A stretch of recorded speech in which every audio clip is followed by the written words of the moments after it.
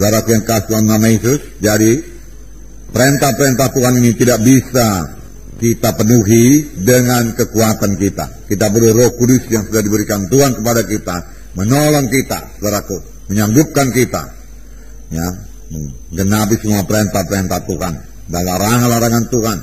Jangan kamu menjadi serupa dengan dunia ini. Kalau seorang mengasihi dunia ini, maka yang kamu mengasihi dunia ini. Jangan, Tuhan berkata. Ini tidak ada padanya kasih Bapa. Jadi harus pilih salah satu, kasih dunia atau kasih Bapa. Kalau kita mengasihi dunia, kasih Bapa tidak ada, saudaraku. Kalau kita mengasihi Bapa, harus tidak boleh mengasihi dunia ini. Nah, itu juga, saudaraku, hanya bisa kita laksanakan, saudara, dengan kuasa Roh Kudus yang dianugerahkan Tuhan bagi kita. Kita biarkan Roh Kudus meneguhkan kita, mendiami hati kita, saudaraku, dan memimpin kita. Baru kita sanggup, saudaraku. Nah, saudara, jadi semua kita perlu penuh dengan Roh Kudus, saudaraku. Memang dari mulanya Tuhan sangat menekankan saudaraku mengenai Roh Kudus ini, saudaraku. Mengenai Roh Kudus. Selama dia di dunia ini, dia banyak saudaraku bicara mengenai Roh Kudus. Supaya murid-murid menerima Roh Kudus. Menerima Roh Kudus. Bahkan Yohanes Pembaptis, saudaraku, sudah berkata bahwasanya yang datang kemudian daripadaku, aku tidak berlayak melepaskan tali kasutnya, dialah akan membaptiskan kamu dengan Roh Kudus dan api. Jadi Yohanes Pembaptis sudah mengerti, saudaraku, akan Roh Kudus, saudaraku. Nah, saudara, Tuhan Yesus juga menekankan kepada murid-muridnya yang mereka menunggu di Yerusalem, saudaraku, dan saya penuh dengan Roh Kudus. Jadi semua kita penuh dengan Roh Kudus, karena bagi kamulah perjanjian itu, dan bagi sekalian orang yang telah dipanggil Tuhan, bagi yang jauh-jauh, bagi kita lah perjanjian itu.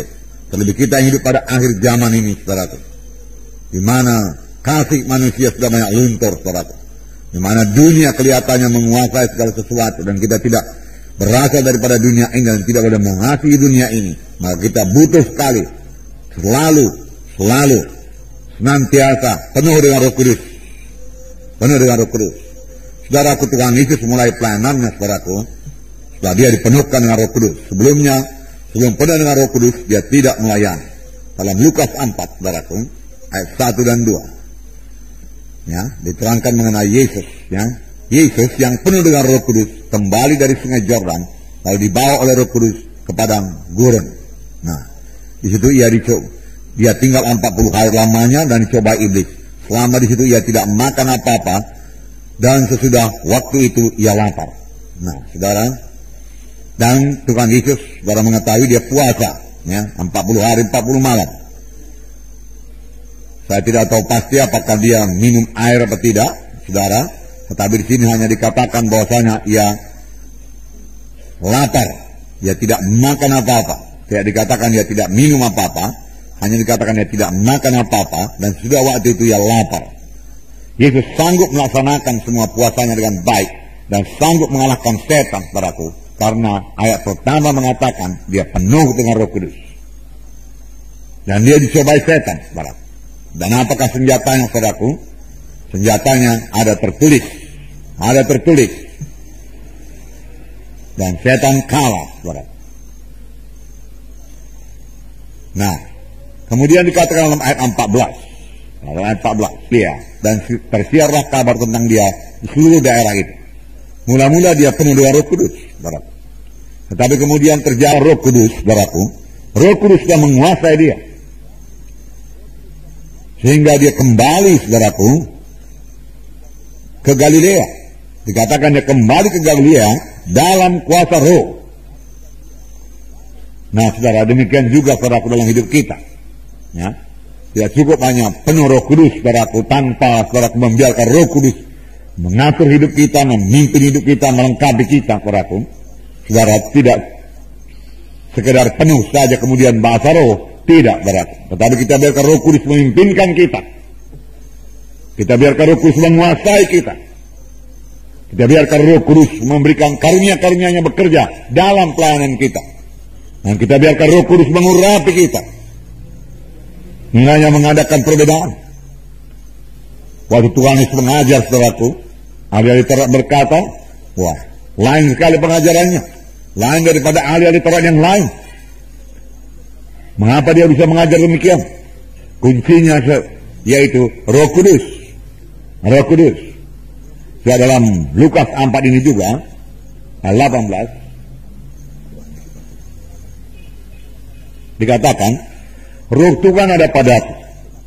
Oleh sebab Ia telah mengurapi aku untuk menyampaikan kabar baik kepada orang-orang miskin. Dan Ia telah mengutus aku untuk memberitakan pembebasan kepada orang-orang tawanan dan penglihatan bagi orang-orang buta, untuk membebaskan orang-orang yang tertindas, dan untuk memberitakan tahun rahmat Tuhan telah datang.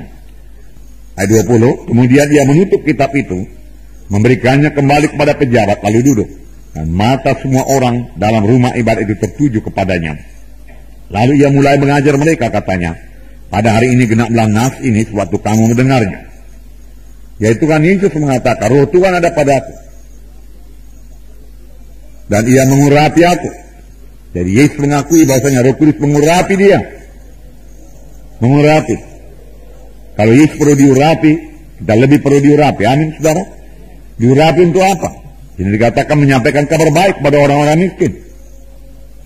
Kelihatannya, saudaraku, kita sudah mengerti mengenai ayat-ayat keselamatan. Kita tahu memberitakan Injil. Bagaimana Yesus mati di kayu salib, darahnya tercurah. Kemudian Dia berkata sudah genap. Dia mati, kemudian bangkit daripada kematian. Ya. Dan firman Tuhan berkata, kamu ditebus bukan dengan emas dan perak, tapi kamu ditebus dengan darah yang mahal, darah domba yang tidak ada celahnya, itu darah Kristus. Haleluya, itulah Injil. Saudara, tetapi memberitakan Injil tanpa urapan Roh Kudus, saudaraku, adalah mematikan. Hanya huruf saja mematikan. Kita butuh urapan Roh Kudus untuk menyampaikan kabar baik. Sama sebagaimana Yesus diurapi Roh Kudus, baru Dia bicara. Urapan, jubah. Nah, juga saudaraku, memberitakan kebebasan bagi orang-orang tawanan. Di mana ada Roh Tuhan, sudah kebebasan. Firman Tuhan berkata, Roh Kudus, saudaraku, mengurapi Tuhan Yesus untuk memberitakan pembebasan. Saudaraku, saya yakin, saudaraku, pada waktu pemberitaan firman Tuhan juga banyak orang sembuh. Belum didoakan, belum sampai kepada jam berdoa. Banyak orang terikat bebas pada waktu pemberitaan firman Tuhan. Saudara, jangankan waktu pemberitaan firman Tuhan, saudara. Pada waktu, saudaraku, pujian penyembahan. Pujian. Lalu kita memuji Tuhan. Kitalah umat pemuji. Amin, saudaraku. Memuji Tuhan. Mengapa kita puji Tuhan? Karena apa yang telah diperbuatnya bagi kita. Karena perbuatan tangan yang besar. Kita puji Tuhan. Firman Tuhan dalam buku Mazmur berkata, ya, bersorak-soraklah untuk Tuhan. Pujilah Dia. Ya, bersukacitalah di hadiratnya. Haleluya. Firman Tuhan mengatakan demikian. Kemudian kita perlu juga menyembah Tuhan dalam roh dan dalam kebenaran. Kalau kita menyembah Tuhan, saudaraku, kita menyembah karena besarnya Tuhan itu, berkuasanya Tuhan itu. Kita menyembah Tuhan karena siapa Dia adanya. Kita memuji Tuhan karena perbuatan tangannya. Kita menyembah Tuhan karena Tuhan itu besar, karena siapa Dia? Dia Tuhan ajaib, ya, besar dan perkasa Allah kita. Raja Daud berkata, laut-laut, dia katakan bergemuruh, ya, memuliakan Tuhan. Puji Tuhan. Nah, waktu pujian dan penyembahan, mereka yang betul-betul diurapi Tuhan, saya yakin banyak orang sembuh, banyak orang bebas. Amin, saudara. Nah, oleh sebab itu perlu sekali saudara diurapi Tuhan. Dalam pelayanan saudara di kelompok saya, saudara, tentunya mau jiwa-jiwa datang dan diselamatkan, saudaraku. Datang dan dilepaskan. Saudara mau jiwa-jiwa itu berubah, saudaraku. Ya. Bersandarlah kepada kuasa Roh Kudus yang mengurapi saudara. Urapan sebenarnya artinya yaitu kehadiran Roh Kudus. Kehadiran Roh Kudus untuk mengurapi saudara. Kehadiran Roh Kudus untuk menjamah hati jiwa-jiwa yang hadir. Sehingga mereka mengerti firman Tuhan. Sehingga mereka menerima firman Tuhan. Sehingga mereka menerima kuasa Tuhan. Haleluya, saudara. Puji Tuhan.